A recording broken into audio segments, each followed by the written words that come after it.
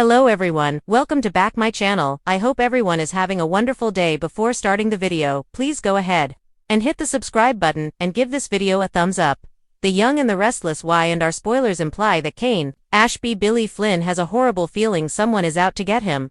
Literally, he invited Chancellor Connor Floyd to his summer party in France to help find out who's behind this plan to murder him. However, there's a good chance that Chance's investigation could go awry. If this does, will Phyllis Summers Michelle Stafford step up to the plate and strike a deal with Kane where she offers her snooping assistance for a rock-solid role in his organization? Something awful happens to Chancellor with Connor Floyd heading to Days of Our Lives. Fans can't help but feel as if Chance could meet his demise helping Kane find out who's behind his murder plot. If Chance exits in an ugly way, Kane will be left with a tremendous amount of guilt and no answers. There have been hints of a whodunit set to rock the canvas. So it's hard not to think fans will witness Chance's demise, but not see who was behind it. Phyllis is desperate to land in Kane's orbit, and while he did promise a spot to her somewhere in his organization, she wants so much more than just a job. She wants a position big enough where she can rub it into Billy Abbott, Jason Thompson, and Sally Spectra's Courtney Hope.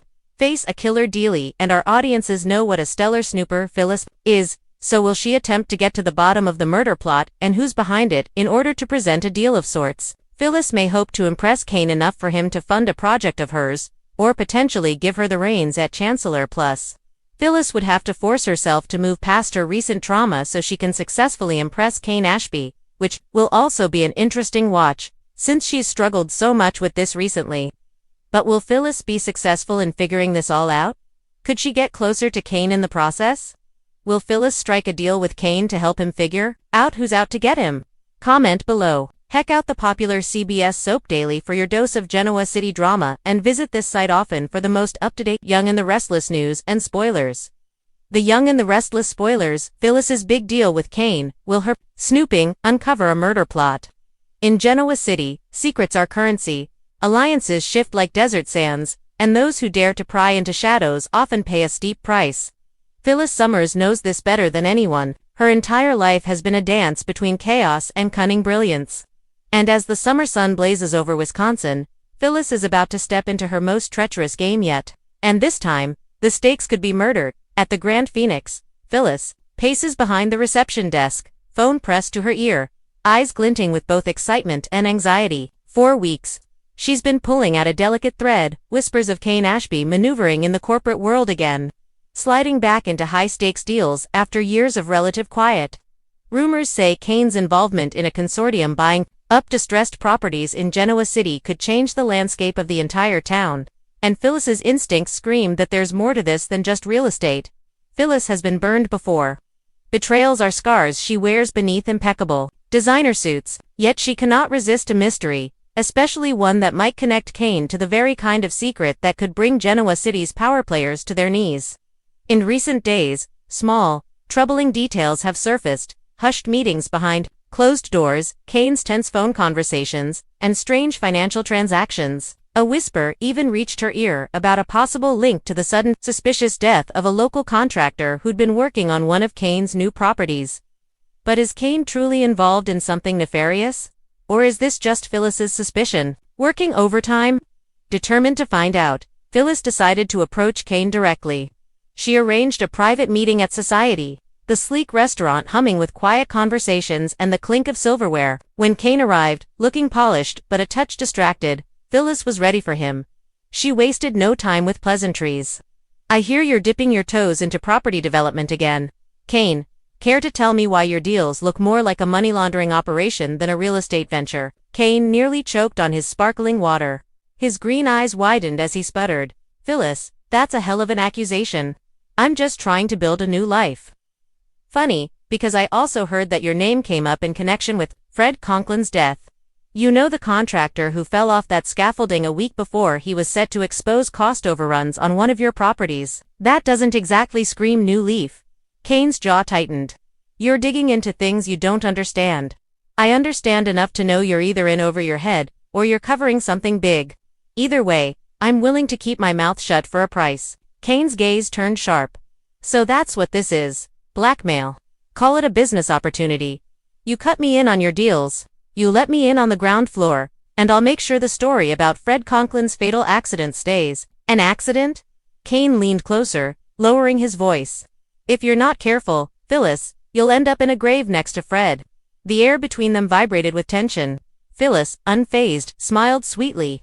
You're not the only one who can play dangerous games. Thus began Phyllis's dangerous alliance with Kane Ashby, a bargain forged in secrecy, suspicion, and shared risk. Back at the Grand Phoenix, Phyllis opened her laptop, scanning through property records and corporate filings.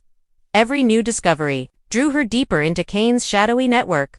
She discovered a shell corporation, Eastern Lark Holdings, funneling millions into property purchases under Kane's name. The kicker: one of those properties used to belong to a pharmaceutical lab, a lab tied to a hush-hush project, rumored to involve experimental drugs and human trials. Was Kane's real estate venture a front for something far darker than fraud? Could there be a connection to a murder plot, or worse, multiple murders? Phyllis's mind churned with possibilities. The memory of Fred Conklin's death kept surfacing, though officially ruled an accident. A small bruise behind his ear, noted in the coroner's report, never quite fit the story.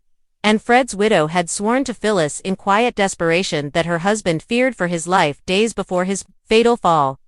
When Phyllis confronted Kane again, this time in the shadows of Chancellor Park, he was less dismissive. Fred was poking around places he shouldn't have, Kane confessed reluctantly. There are people involved in this who don't care who gets hurt. So there is more going on than real estate.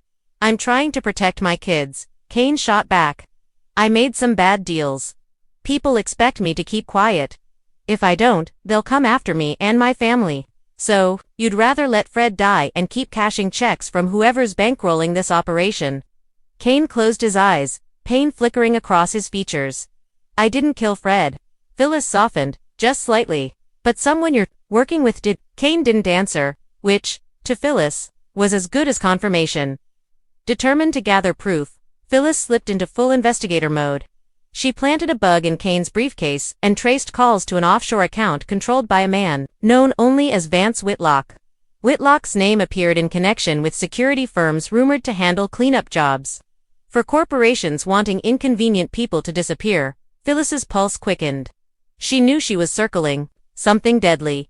Meanwhile, other Genoa City players began sniffing around. Chancellor, suspicious of the swirling rumors, confronted Phyllis about her connection to Kane. Phyllis, ever the master manipulator, deflected, insisting she was merely interested in business expansion. But Chance didn't buy it, warning her that whatever Kane was mixed up in, it could leave bodies in its wake.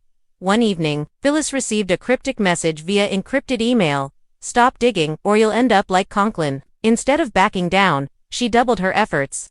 She arranged to meet an informant who claimed to have evidence linking Eastern Lark Holdings to both Conklin's death and a hush-hush drug trial that might have left human subjects dead or missing.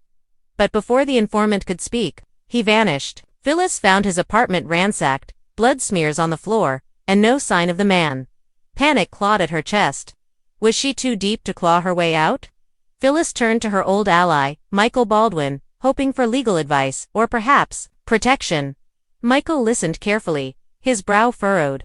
Phyllis, you're walking into a conspiracy big enough to swallow you whole. If these people think you're a threat, you could be next. Phyllis refused to back down. Someone killed Fred Conklin. Someone else probably killed my informant. If Kane's involved, he needs to be stopped. And if he's not, he deserves a chance to get out. Michael's jaw clenched. Just promise me you'll be careful. In the days that followed, Phyllis played a dangerous game, pretending loyalty to Kane while continuing to dig. She discovered records hinting at even more suspicious deaths, contractors, lab technicians, and investors tied to Kane's properties. And the names of prominent Genoa City citizens kept cropping up, suggesting this conspiracy might reach into elite circles. One night, as Phyllis pored over documents, she heard the beep of an encrypted call. Kane's voice came through, low and urgent. Phyllis, you need to get out of town. Tonight. Why? They know about you. They're coming. A crash shattered the silence as her hotel room door exploded inward. Masked men stormed in, grabbing Phyllis and shoving her against the wall. A voice snarled, "You were told to stop digging." Before they could drag her away, a thunderous voice echoed from the doorway. It was Chance, gun drawn, barking orders for them to drop their weapons. A fight broke out, ending with Phyllis shaking, adrenaline coursing through her veins as the masked men fled into the night. Chance stared at her, eyes blazing. "This is bigger than you, Phyllis. You're lucky to be alive." Phyllis's eyes glittered with defiance. "I'm not stopping until I find out who's killing people and why." And so the stage is set for a fierce summer on The Young and the Restless. Phyllis's alliance with Kane has catapulted her into a world of corporate espionage, murder plots, and secrets that threaten to tear Genoa City apart. Is Kane a pawn in a deadly game? Or is he orchestrating it all from behind the scenes? Can Phyllis survive long enough to expose the truth, or will her relentless snooping make her the next target in a conspiracy determined to silence anyone who knows too much? Stay tuned as The Young and the Restless hurtles into its next explosive chapter where loyalty will be tested. Lives will hang in the balance, and Phyllis Summers just might uncover a murder plot so twisted, it could shatter Genoa City forever. Thanks for watching this video, and please subscribe our America News YouTube channel for more update news.